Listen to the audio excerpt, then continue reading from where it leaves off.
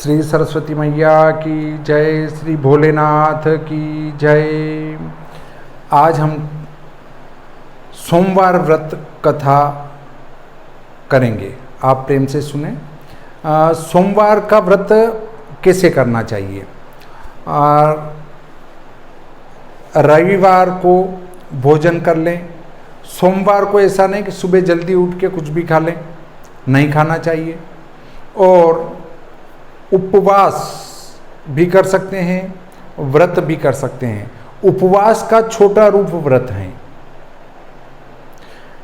उपधनवास, उप यानी नज़दीक, वास यानी निवास करना। जिस दिन ईश्वर के नज़दीक निवास किया जाए वही उपवास कहलाता है और वही उसका छोटा रूप व्रत है, अर्थात ईश्वर के नज़दीक निवास करना ही व्रत कहलाता है। प्रातःकाल उठकर सोच स्नान आदि से निवृत्त हो संकल्प ले सकते हैं। हाथ में अक्षत, सुपारी, फूल, सिक्का, जल, कुमकुम, सुगंधित द्रव्य आदि लेकर संकल्प करें कि मैं आज इस संवत, इस मास, इस पक्ष, इस तिथि को सोमवार का व्रत कर रहा हूँ या कर रही हूँ। बस छोड़ दें संकल्प, ये संक्षिप्त संकल्प है। इसके बाद जो है शिव जी का पूजन करें। इसमें चंद्रमा का पूजन भी कर सकते हैं। सोमवार का व्रत करने से शिव जी प्रसन्न होते हैं। इसके अलावा सोमवार का व्रत करने से चंद्रमा प्रसन्न होता है, चंद्रमा बलि होता है, पुष्ट होता है। चंद्रमा के बलि होने से हृदय संबंधी विकार नहीं आते हैं। सर्दी जुकाम से ग्रसित जो व्यक्ति हैं उनके लिए भी सोमवार का व्रत अच्छा है। इसके अलावा जिनकी मानसिक स्थिति कमज़ोर हैं, जल्दी घबरा जाते हैं, जल्दी विवेक खो देते हैं, जल्दी गुस्से में आ जाते हैं, उनके लिए भी सोमवार का व्रत लाभकारी होता है। चंद्रमा के मजबूत होने से माता के स्वास्थ्य में तंदुरुस्ती आती है।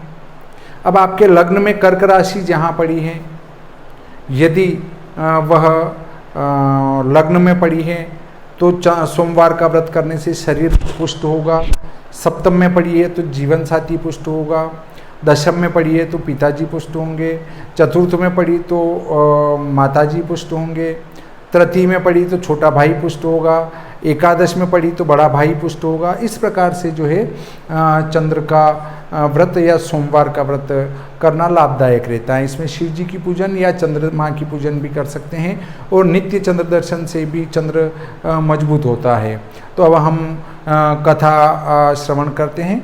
देखिए, अब मैं आपको सोमवार की व्रत कथा श्रवण कराता हूँ। एक बहुत धनवान साहूकार था जिसके घर धन आदि किसी प्रकार की कमी नहीं थी, परंतु उसको एक दुख था कि उसके कोई पुत्र नहीं था। वह इसी चिंता में रात दिन रहता था। वह पुत्र की कामना के लिए प्रति सोमवार को शिव जी का व्रत और पूजन किया करता था तथा सायंकाल को शिव मंदिर में जाकर के शिव जी श्री विग्रह के सामने दीपक जलाया करता था। उसके इस भक्ति भाव को देखकर एक समय श्री पार्वती जी ने शिव जी महाराज से कहा कि महाराज, यह साहूकार आपका अनन्य भक्त हैं और सदैव आपका व्रत और पूजन बड़ी श्रद्धा से करता है।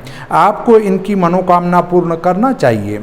शिव जी ने कहा, हे पार्वती, यह संसार कर्म क्षेत्र है। जैसे किसान खेत में जैसा बीज बोता है वैसा ही फल काटता है, उसी तरह इस संसार में जीव जैसा कर्म करते हैं वैसा ही फल भोगते हैं। पार्वती जी ने अत्यंत आग्रह से कहा, महाराज, जब यह आपका अनन्य भक्त हैं और इसको अगर किसी प्रकार का दुख है तो उसको अवश्य दूर करना चाहिए, क्योंकि आप सदैव अपने भक्तों पर दयालु होते हैं और उनके दुखों को दूर करते हैं। यदि आप ऐसा नहीं करेंगे तो मनुष्य आपकी सेवा तथा व्रत क्यों करेंगे। पार्वती जी का ऐसा आग्रह देख शिव जी महाराज कहने लगे, हे पार्वती, इसके कोई पुत्र नहीं है, इसी चिंता में यह अति दुखी रहता है। इसके भाग्य में पुत्र न होने पर भी मैं इसको पुत्र की प्राप्ति का वर देता हूँ, परंतु यह पुत्र केवल 12 वर्ष तक जीवित रहेगा। इसके पश्चात वह मृत्यु को प्राप्त हो जाएगा। इससे अधिक मैं और कुछ इसके लिए नहीं कर सकता। यह सब बातें साहूकार सुन रहा था। इससे उसको न कुछ प्रसन्नता हुई और न ही कुछ दुख हुआ। वह पहले जैसा ही शिव जी महाराज का व्रत और पूजन करता रहा।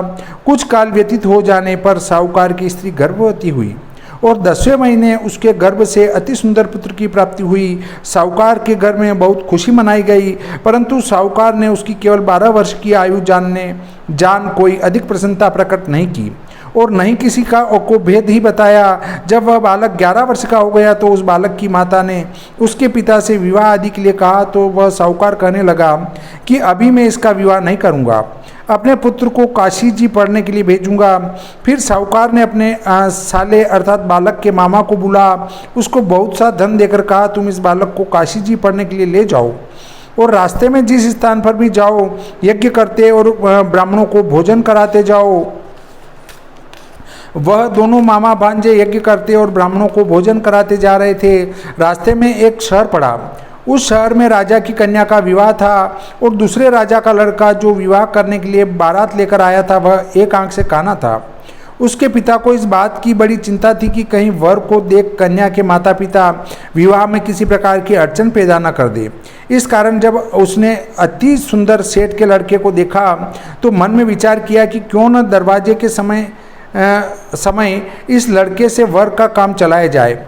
ऐसा विचार कर वर के पिता ने उस लड़के और मामा से बात की तो वे राजी हो गए।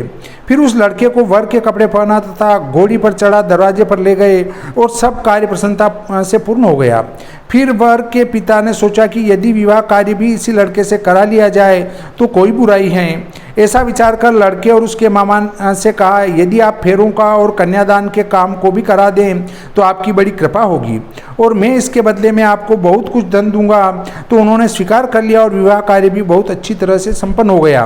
परंतु जिस समय लड़का जाने लगा तो उसने राजकुमारी की चुनरी के पल्ले पर लिख दिया कि तेरा विवाह तो मेरे साथ हुआ है, परंतु जिस राजकुमार के साथ तुमको भेजेंगे वह एक आंख से काना है और मैं काशी जी पढ़ने जा रहा हूँ। लड़के के जाने के पश्चात उस राजकुमारी ने जब अपनी चुंदड़ी पर ऐसा लिखा हुआ पाया तो उसने राजकुमार के साथ जाने से मना कर दिया और कहा कि यह मेरा पति नहीं है, मेरा विवाह उसके साथ नहीं हुआ है, वह तो काशी जी पढ़ने गया है। राजकुमारी के माता पिता ने अपनी कन्या को विदा नहीं किया और बारात वापस चली गई। उधर सेठ का लड़का और उसका मामा काशी जी पहुँच गए। वहाँ जाकर उन्होंने यज्ञ करना और लड़के ने पढ़ना शुरू कर दिया। जब लड़के की आयु 12 साल की हो गई उस दिन उन्होंने यज्ञ रचा रखा था कि लड़के ने अपने मामा से कहा, मामा जी आज मेरी तबीयत बहुत कुछ ठीक नहीं है। मामा ने कहा अंदर जाकर सो जाओ। लड़का अंदर जाकर सो गया और थोड़ी देर में उसके प्राण निकल गए। जब उसके मामा ने आकर देखा तो वह मुर्दा पड़ा है तो उसको बड़ा दुख हुआ और उसने सोचा कि अगर मैं अभी रोना पीटना मचा दूंगा तो यज्ञ का कार्य अधूरा रह जाएगा। अतः उसने जल्दी से यज्ञ का कार्य समाप्त कर ब्राह्मणों के जाने के बाद रोना पीटना आरंभ कर दिया। संयोगवश उसी समय शिव पार्वती जी उधर से जा रहे थे। जब उन्होंने जोर जोर से रोने की आवाज़ सुनी तो पार्वती जी कहने लगी, महाराज कोई दुखिया रो रहा है, उसके कष्ट को दूर कीजिए। जब शिव पार्वती जी ने पास जाकर देखा तो वहाँ एक लड़का मुर्दा पड़ा था। पार्वती जी कहने लगी, महाराज यह तो उसी सेठ का लड़का है जो आपके वरदान से हुआ था। शिव जी कहने लगे, हे पार्वती इसकी आयु इतनी थी सो यह भोग चुका। तब पार्वती जी ने कहा, हे महाराज इस बालक को और आयु दो, नहीं तो इसके माता पिता तड़प तड़प कर मर जाएंगे। पार्वती जी के बार बार आग्रह करने पर शिव जी ने उसको वरदान दिया और शिव जी की कृपा से लड़का जीवित हो गया। शिव पार्वती कैलाश पर चले गए। तब वह लड़का और मामा उसी प्रकार यज्ञ कराते तथा ब्राह्मणों को भोजन कराते अपने घर की ओर चल पड़े। रास्ते में उसी शहर में आए जहाँ उसका विवाह हुआ था। वहाँ पर वह आकर उन्होंने यज्ञ आरंभ कर दिया तो उस लड़के के ससुर ने उसको पहचान लिया और अपने महल में ले जाकर उसकी बड़ी खातिर की, साथ ही बहुत दासियों सहित आदरपूर्वक लड़की और जमाई को विदा किया। जब वह अपने शहर के निकट आए तो मामा ने कहा कि मैं पहले तुम्हारे घर जाकर खबर कर आता हूँ। जब उस लड़के का मामा घर पहुँचा तो लड़के माता पिता की छत पर बैठे और यह प्रण कर रखा था कि यदि हमारा पुत्र सकुशल लौट आया तो हम राजी खुशी नीचे आ जाएंगे, नहीं तो छत से गिरकर अपने प्राण खो देंगे। इतने में उस लड़के के मामा ने आकर यह समाचार दिया कि उसका पुत्र आ गया है। तो उनको विश्वास नहीं आया। तब उसके मामा ने शपथपूर्वक कहा कि आपका पुत्र अपनी स्त्री के साथ बहुत सारा धन साथ लेकर आया है। तो सेठ ने आनंद के साथ उसका स्वागत किया और बड़ी प्रसन्नता के साथ रहने लगे। इसी प्रकार से जो कोई भी सोमवार के व्रत को धारण करता है अथवा इस कथा को पढ़ता है या सुनता है, उसकी समस्त मनोकामना पूर्ण हो जाती है। बोलिए श्री शिवजी महाराज की जय, सरस्वती मैया की जय।